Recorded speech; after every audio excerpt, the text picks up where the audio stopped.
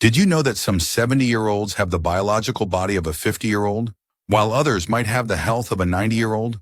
Or that waking up at 3 a.m. might actually be your body returning to an ancient sleep pattern humans used for thousands of years?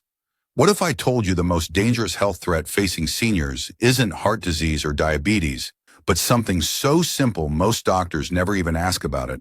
Today, I'm revealing 5 scientifically proven secrets about aging that medical professionals rarely discuss. Information that could literally add healthy years to your life. And secret number 4 shocked even our research team. If you're over 60, care for someone who is, or want to ensure your own golden years are truly golden. Don't click away. This information could be the most important 14 minutes you'll spend this year. Good morning, afternoon, or evening, depending on when you're watching this. Today we're diving into something that affects millions of people worldwide, the fascinating journey of aging and how to do it well. What most health videos get wrong about aging is focusing on limitations instead of possibilities. The latest research shows that many aspects of aging we once thought inevitable are actually optional, influenced by daily choices that most people simply don't know about. In this video, we'll explore 5 evidence-based secrets to successful aging that could transform how you experience your senior years. We'll look at everything from surprising sleep patterns to social connections that research proves can add years to your life. If you find this information valuable, please consider subscribing to our channel for more evidence-based health content that goes beyond the obvious. Now let's dive into our first aging secret. Let's start with something many of you experience but few understand: changes in sleep as we age. Have you noticed waking up in the early morning hours, perhaps around 3 a.m., and struggling to fall back asleep? You might have blamed it on stress, bathroom trips, or simply getting old. But research reveals something fascinating happening beneath the surface. According to research published in the journal Sleep Medicine Reviews as we age, we spend less time in deep sleep, also known as slow-wave sleep.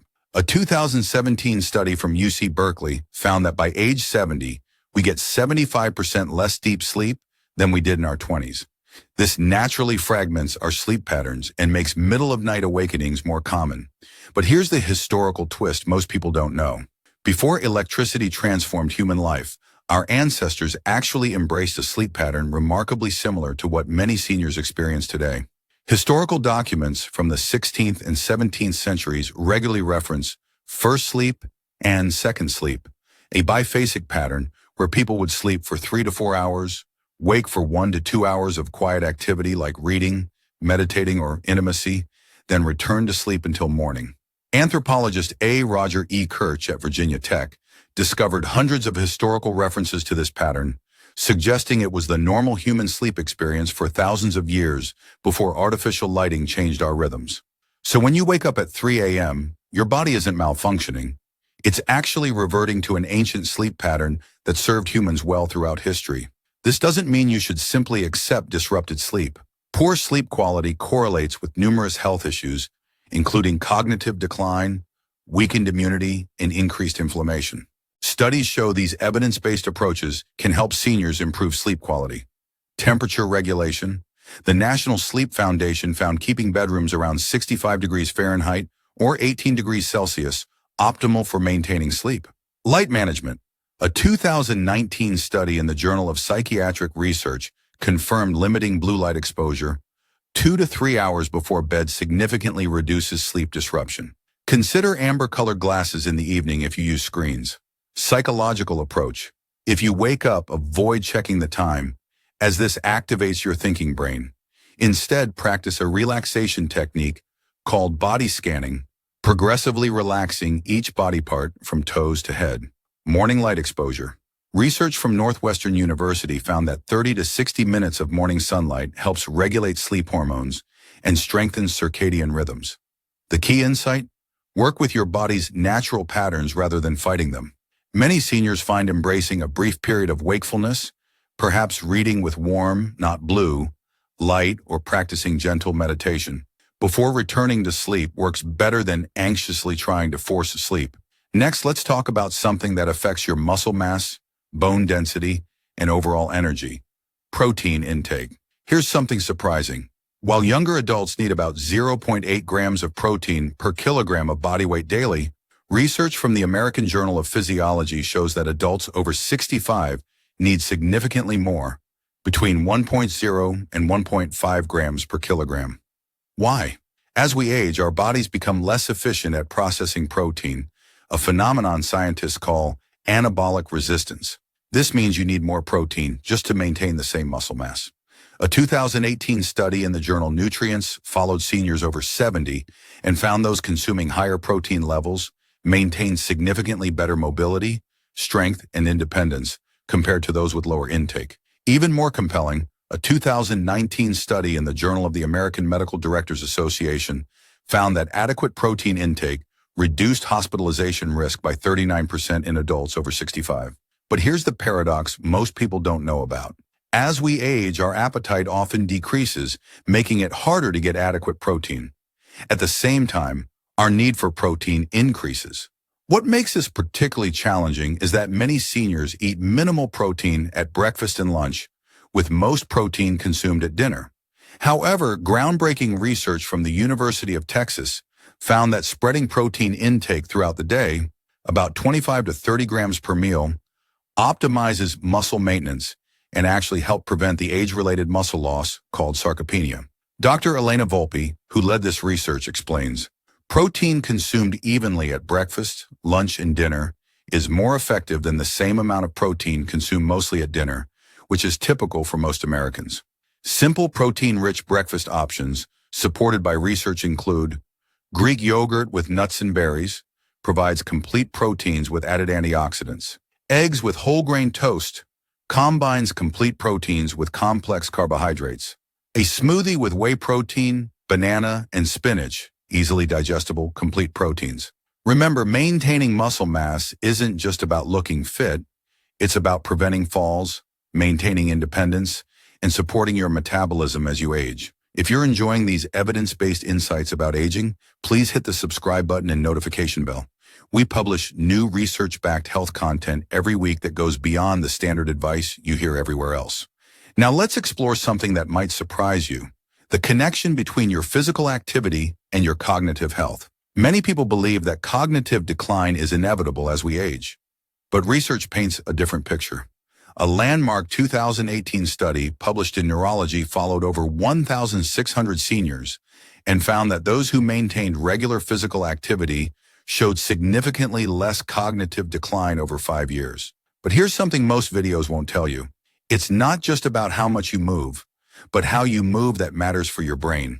A 2019 study from the University of Illinois found that exercises requiring coordination, rhythm, and strategy, like dancing, tai chi, or tennis, had a more profound effect on cognitive preservation than repetitive exercises like walking or cycling. Why? These complex movements activate multiple brain regions simultaneously, creating new neural connections.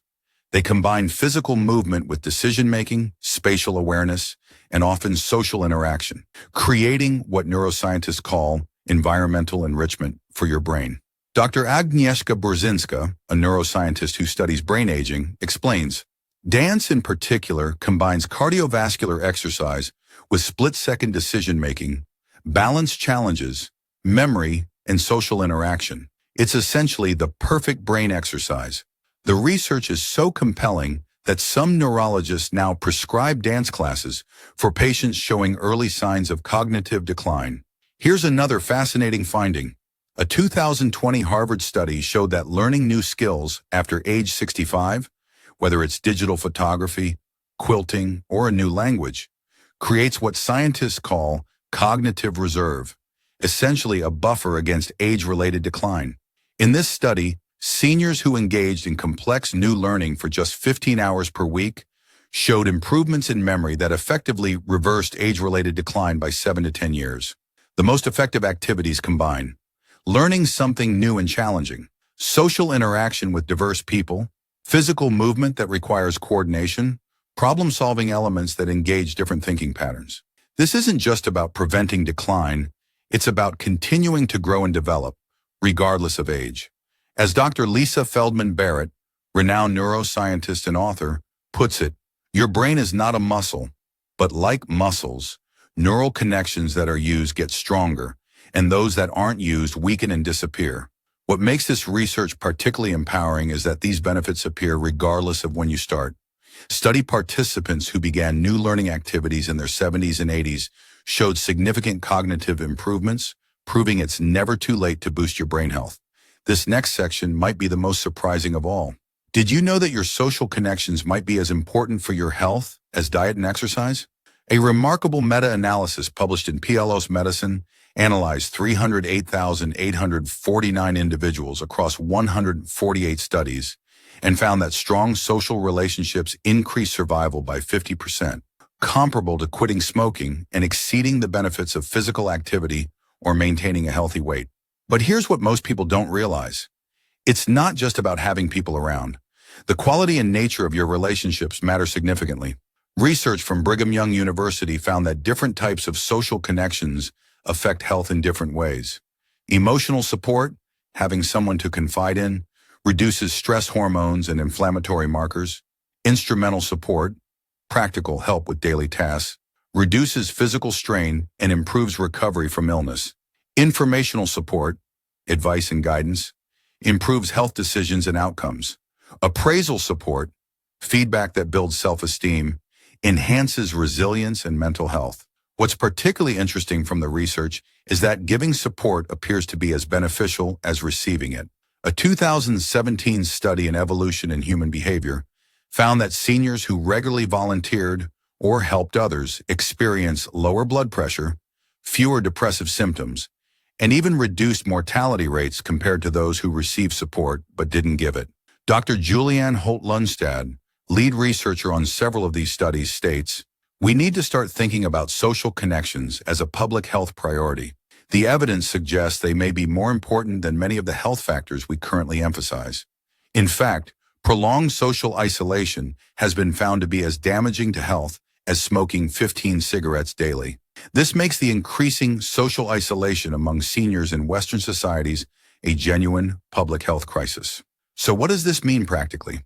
Research suggests diversifying your social portfolio.